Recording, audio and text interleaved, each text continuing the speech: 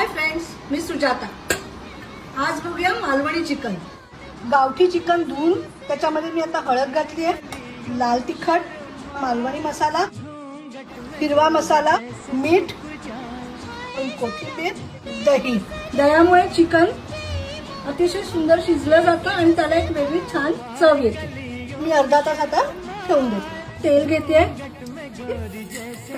तेजपत्ता, कांदा घालते। कांदा छान लाल परतला गेलाय। टोमॅटो, मालवणी वाटण घालते। कांदा खोबरं मंद आचेवर छान परतून घेणार आहे, तेल सुटेपर्यंत। बटाटा हा ऑप्शनल आहे। गरम मसाला, मालवणी मसाला, मीठ। मी मॅरिनेशनचं पाणी त्याच्यात टाकते। गावठी चिकन असल्यामुळे त्याला कमीत कमी 5 शिट्या तरी द्याव्या लागते।